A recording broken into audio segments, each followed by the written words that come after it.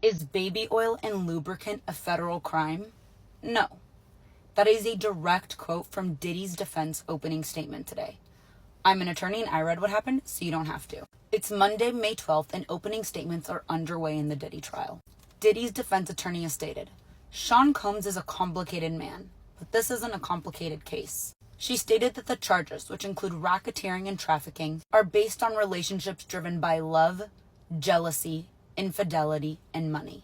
According to the defense's opening statements, these were voluntary choices made by consenting adults. The defense plans to show text messages from Diddy's employees, claiming that most had positive relationships with him, and that they will testify that there was no criminal enterprise. Diddy's attorney argues that while violence did occur, it is not related to the specific charges that Diddy is being charged with. She emphasized, DV is not trafficking, and made sure to repeat that to the jury. Diddy's attorney continued that Diddy can be mean and has a temper, and that he could get out of control while drinking. However, that this alone could not make him guilty of the crimes he is being charged with. Opening statements are still continuing. What jurors heard today were tales of appalling physical abuse. Yes, this is my first video about this whole situation of Diddy. The trial started, and I have watched a lot of videos and people talking about the opening statement and how his daughter walked out. I have a series of videos I'm going to show you. I've seen different reactions, different informations coming out. It is important I start showing you some of these videos. Someone said this to me the other day, like I should cover this topic. I didn't want, but I see it important. We should be looking into what is going on every single day. When you take a look at this, celebrities call for total Hollywood strike to punish America until Diddy is set free. This was posted on X. I will read out the full details of this as we proceed.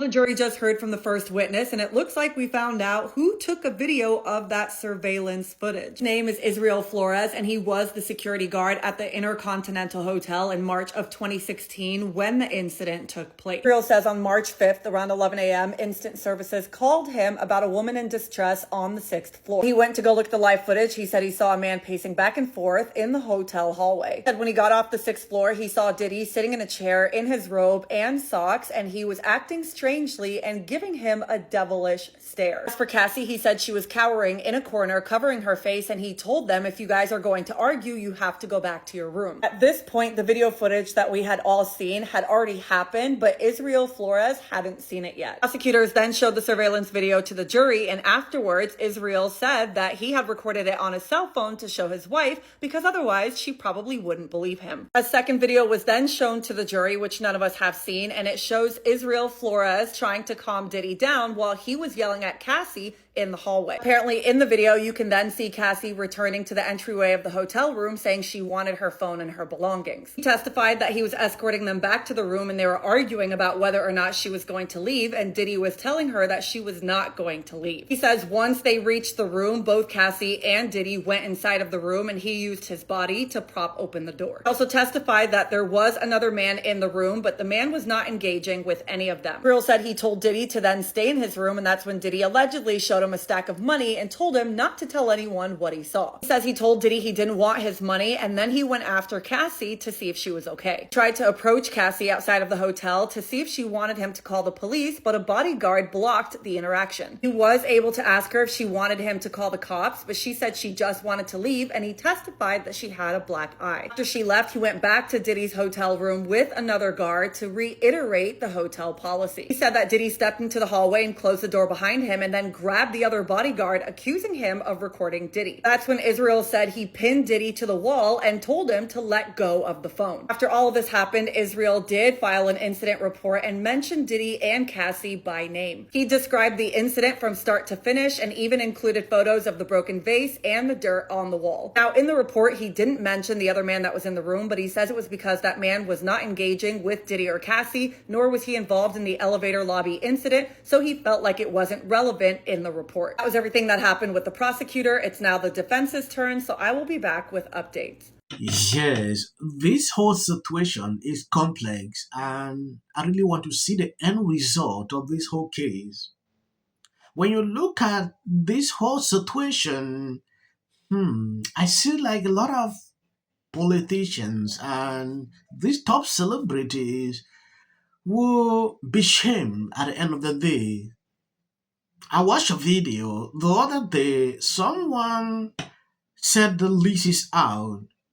I don't know how true that was. There are some names I saw in that list that will shock you, especially politicians. Though someone told me he's not shocked about this whole thing because they already know.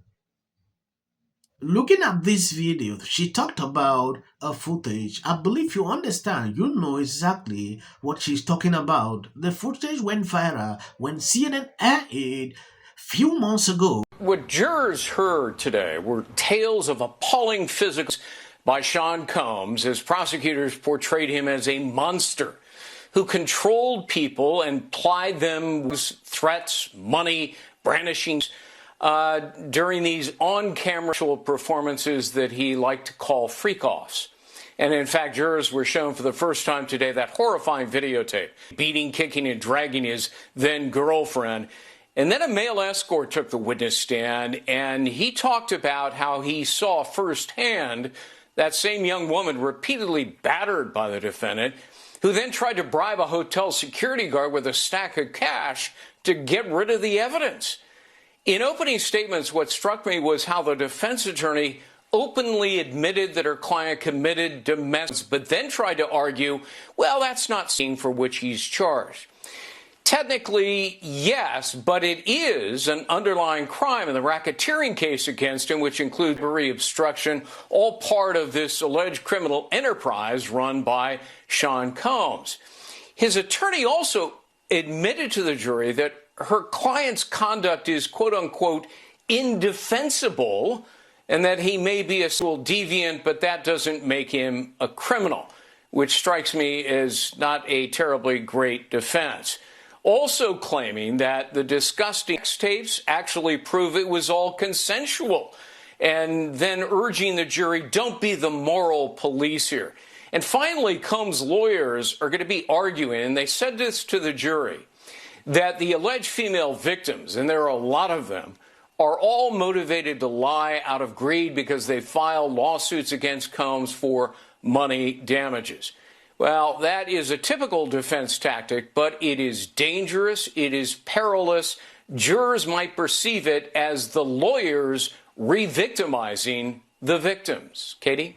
Yes, my work here is just to report information from reliable sources so you can understand exactly what is going on. I'm in no positions like a lawyer to really give opinions on this case. So what I would do throughout is to report the news so you can understand what is happening inside that court. During day one of Sean Combs' criminal trial, we heard some celebrity names come up. They were listed on a people and places list that was given to prospective jurors as names that might come up. Actors Michael B. Jordan, Mike Myers, two members of the girl group Danity Kane, that's Aubrey O'Day and Dawn Richard. You also heard the name of musician Kanye West and one of Combs' sons, Christian Combs, as well as his former girlfriend, Cassie Ventura, who filed that explosive civil suit against him in 2023, which really set off this entire chain of events in the federal investigation. Now, we don't know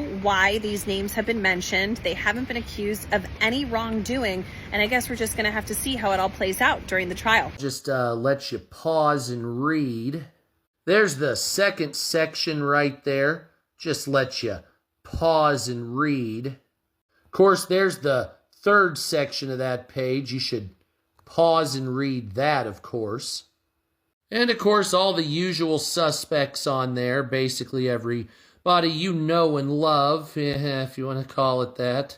Here's page 2. There we go. Chris Rock all the way down to Chrissy Teigen. I went through the comment section of this video to see how people are reacting. Some says all these people will go free. Nothing will happen to them because they are that powerful. Once the apex of high fashion culture and A-list celebrity, the gala now looks more like a sad sack D-list, past its prime wannabe version of its old self.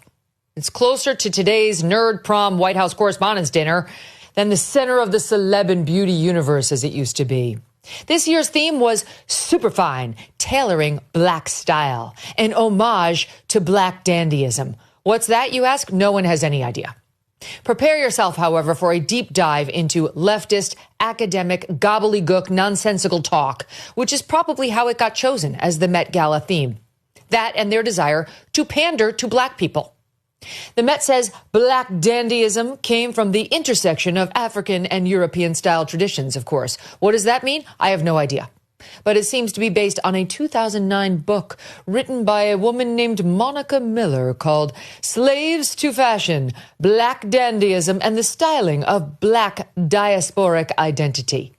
Okay, so far we have dandyism, intersection, and diasporic identity. So we're betting 1,000 on the scale of leftist code language that will make liberals sound smarter and feel superior. Speaking of totally out-of-touch leftists posing awkwardly for the camera, did you see the spread? Oh my God, it's unbelievable. Designer Tom Brown, he tailored for me last night, and it was amazing. Yes, this is what Megyn Kelly had to pass to these crazy Hollywood celebrities. Thank you guys for always been there sharing out my videos. I decided to bring this so you can see what happened a few hours ago. If you see any video after this, that is just for the YT algorithm. Over the past week has been overwhelming. To end.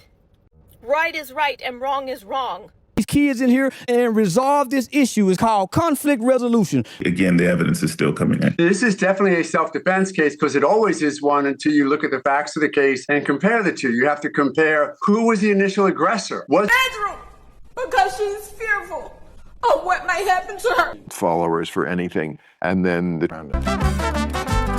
Registration Act is talking about this man kill. My summary of the first 100 days is that if film and TV productions continue to first term, and you will be very. Somebody has to say it, so let me be crystal clear. Once again, the field was littered with Kardashians.